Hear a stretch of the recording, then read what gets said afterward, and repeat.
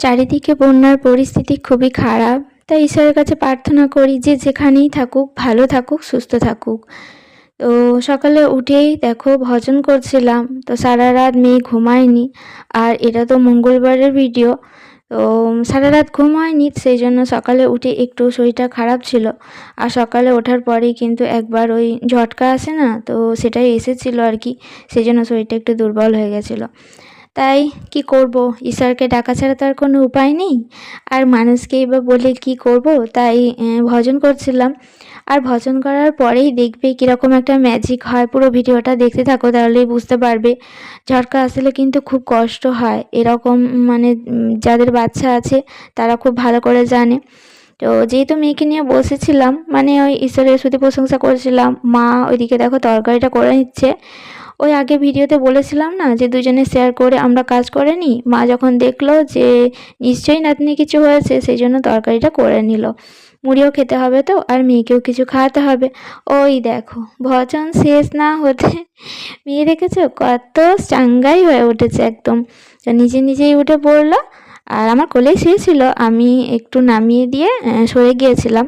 তো নিজে নিজেই উঠে এবার দেখবে কত সুন্দর দাঁড়িয়েও পড়বে। তো সবই কিন্তু ঈশ্বর শক্তি যোগান দিচ্ছেন। সেই আমার প্রভু গুরু যিশুর দয়াতে কি বলবো, খারাপ পরিস্থিতি আসলেও না শক্ত হয়ে দাঁড়াতে শিখে গেছি। আর আমার মেয়েও কিন্তু শিখে গেছে। আর দেখো মুখে কত হাসি রেখেছো। একটু আগে যে এমন ঘটনা ঘটলো, ও শরীরটা যে একদম দুমড়ে মুচড়ে মানে কীরকম একটা হয়ে যায়, তো কি আর বলবো। যাই হোক, ওই দেখো ঠাম্মির কাছে আদর খাচ্ছে, তো উঠে গিয়ে একটু আদর আদর হয়ে গেল। আর আমি এদিকে ওকে প্রথমে একটু জল খাওয়াবো, কারণ মুখটা অনেকক্ষণ ধরে শুকিয়ে আছে, একটু ঘুমিয়ে পড়েছিল। তো আগে একটু জলটা খাইয়ে দিলাম, তারপর তাড়াতাড়ি করে একটু স্নান করে নিলাম। স্নান করে এসে এবার রান্নার জোগাড় করতে হবে। তার আগে কিন্তু মেয়েকে কিছু খাইয়ে দিয়েছিলাম, সেটা আর শেয়ার করলাম না তোমাদের সাথে। আর রান্নার জন্য সবজিটা কেটে নিলাম। আর কুহুসোনা কিন্তু ঘরেই ছিল। আর ওইদিকে মা উনানটা ধরিয়ে দিচ্ছে। মা উনানটা ধরিয়ে দিলে অনেকটা সুবিধা হয়, আমি এগুলো জোগাড় করে নিই, আর মা ততক্ষণ উনানটা ভালো করে বেশ ধরিয়ে দেয়। আর দেখো কুহুসোনার দুষ্টুমি দেখো, ঘরের ভেতরে ঢুকে কিন্তু টিভি দেখছে না, বাইরে থেকে দেখছে। কোথায় জানো তো, ওই আলমারির কাছেতে ছবিটা পড়ে। ও তো গান শুনতে ভালোবাসে, সারাদিন সঙ্গীত বাংলা। তো টিভিটা চলছে, আর বাইরে থেকে বসে দেখো কাঁচের মধ্যে গান শুনছে আর ছবি দেখছে।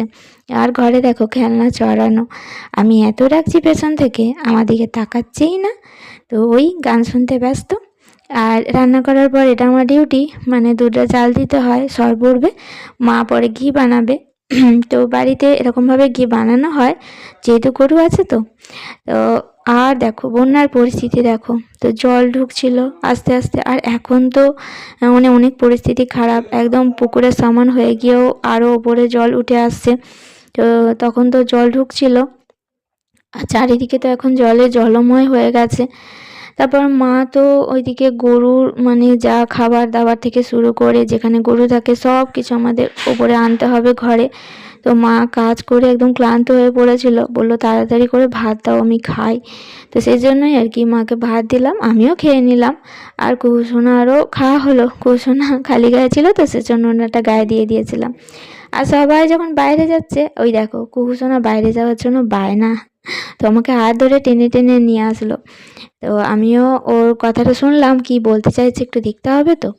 আর দেখো মা দেখো বলছিলাম না যে কাজ করছে, ওই দেখো খড় নিয়ে ব্যস্ত। তারপর আরও সব নানা জিনিস সেই নিচে ঘর থেকে আনতে হচ্ছে আর কি, যেখানে গরু থাকে। তো সারাদিন তো মা বাপে প্রচুর মানে ওরকম কষ্ট করতে হয়েছে, বয়া বই করতে হয়েছে। আর কুসুমকে তারপর জুতো পরিয়ে দিলাম একটু, কোথায় যাবে, বেরু বেরু যাবে। তো পিসি ওকে বেরু নিয়ে যাবে, এটা আমার পিসি কিন্তু কুসুমা ঠামি হয়।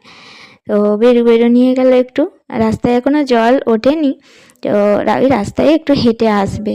এখন তো মানে জমিতে আর পুকুরে সমান সমান হয়েছে আর কি জলে। তো একটু গরু গরু করে নিয়ে নিক, এরপরে তো আর বেরোতে পারবে না। আর সন্ধ্যাবেলা আটা মাখাতে বসলাম। তো আটা যখন মাখাতে বসবো কুহুসোনা কোথাও থাকবে না, ওই দেখো আটা চাই। তো আমি অল্প করে একটু হাতে নিয়ে বলছিলাম যে এটা নাও তুমি, ওর পোষাবে না, মানে অতটুকুতে ওর হবে না। তো দাঁড়িয়ে দাঁড়িয়ে খেয়াল করলো, তারপর দেখো বড় মানে আটার মাখানো থেকে ওর অনেকটা চাই। আর এখানে দেখো কমেন্ট ফলো করছে, ওই দেখো আটাটা নিয়ে বললাম এদিকে এসো এদিকে এসো, ডাকলে কিন্তু চলে আসে, আমি ডাকলে কিন্তু মানে ভালোই আসে, প্রত্যেকবারই মোটামুটি চলে আসে।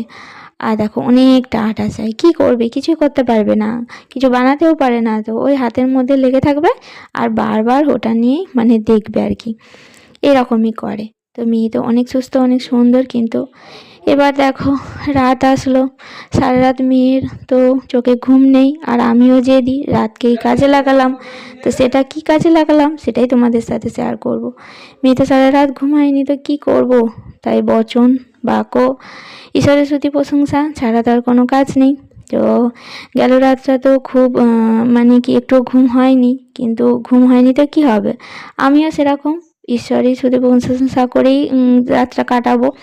তো ভজন করলাম, তারপর মেয়ে কিন্তু সারাক্ষণ পাশে বসেছিল, ওই দেখো কেমন বসে আছে দেখতে পাচ্ছ তো। তো আগের রাতগুলো যখন এরকম মানে কাটতো, তখন পুরো পাড়াটা আমার সাথে জেগে থাকতো, মা বাবাও ঘুমাতে পারতো না।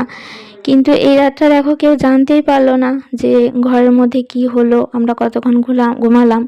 আর কুসুমা কিন্তু যতবার হিসু পেয়েছে আমাকে ততবার ডেকেছে, কতবার বাইরে হিসু করেছে। তো এই টয়লেট ফিলিংস ও বুঝতে পারছে, অনেকটা বুঝতে পেরেছে, আগে থেকে অনেক বুঝতে পেরেছে। তো আমার তো খুব ভালো লাগে যখনই আমাকে ডাকছে, আমি একদম তাড়াতাড়ি করে মানে উঠে পড়ছি, উঠে তারপর ওকে বসাচ্ছি, তখনই সঙ্গে সঙ্গে হিসু করে নিচ্ছে। আসলে ঘুম না হলে বারবার একটু টয়লেট যেতে হয়, সেটা তোমরা সবাই জানো। তো ভিডিওটা শেষে একটা লাইক কমেন্ট শেয়ার করে যেও আর ভালোবেসে পাশে থেকো। তো ঈশ্বরের কাছে প্রার্থনা করি সব সন্তান সুস্থ থাকুক ভালো থাকুক। তো সবাই ভালো থেকো। চলো।